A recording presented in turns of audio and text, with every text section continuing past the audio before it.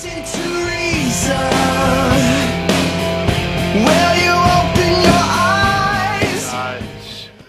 Athens and San Antonio, how are you? Pretty good. How are you guys? I'm doing well. All right. Me too. Just a quick bit of background. I do have to work at 5, so I'll make this fast. But I was raised Mormon, and both of my sides of the family are like 99% Mormon. So I grew up in that, and I'm an atheist now.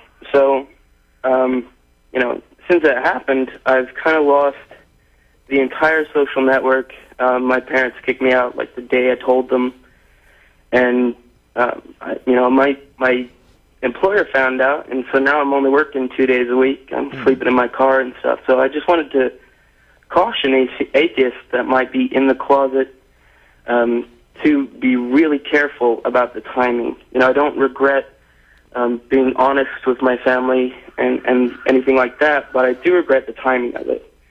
Yeah, it's something we talked about before. Keep an eye out.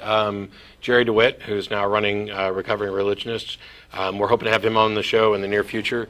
And that's an organization that people coming out, that especially those that have had a difficult time of it, can take advantage of to help build a new social network. But you're absolutely right, and it's one of the reasons why we've recommended to people for years now that, you know, if you're going to come out, make sure that you're aware of what the consequences are and that you're prepared to deal with them, because it's very possible in some situations that you will become ostracized by everybody that you currently interact with, and Right. you may actually risk, you know, your career and other things. I've been kind of fortunate, having done the show for a number of years, to work with people where that's not a problem, and also my family. Things will never get back to the way what was normal before, but we've kind of established a new normal, and we all get along. And you know, they were at the wedding, and I talk to my dad regularly, and you know, we're looking forward to interacting in the future. It's just they've kind of left it in God's hands, and I'm happy that they have, because now we can actually interact about other things. You know, my position on religion doesn't define everything about who I am, and I think part of it was them realizing that while they are still convinced that I'm working for Satan, by and large, I'm not a different person, or dramatically different, or a worse person than the individual that they raised, and so we all still love each other. Yeah. Also, I would like to mention that there is a San Antonio. Wait, you're in San Antonio, you said? Yes. Yeah, there is a San Antonio Atheist group, and they're on what is it? sa-atheist.org.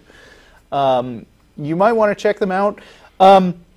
Like Matt said, atheists don't have a do not lie commandment that they have to stick to, and while it's generally better to tell the truth, I mean, everybody can see from your example that it's a good idea to be cautious and consider it really carefully before you decide to come out to people who in some way control your future. So you're right about that. But it would be a good idea maybe to hang out with this atheist group, if for no other reason than you know, it's always good to network in any way you can, and these are people who will probably be sympathetic to your situation, and if anyone knows about a job opening somewhere, then it would be good to be in touch with them. In the meantime, though, you got 2 minutes to get to work, and I don't want you to lose a job over us, so Yeah. we'll talk to you later. All right. Thank you, guys. Cheers. Bye.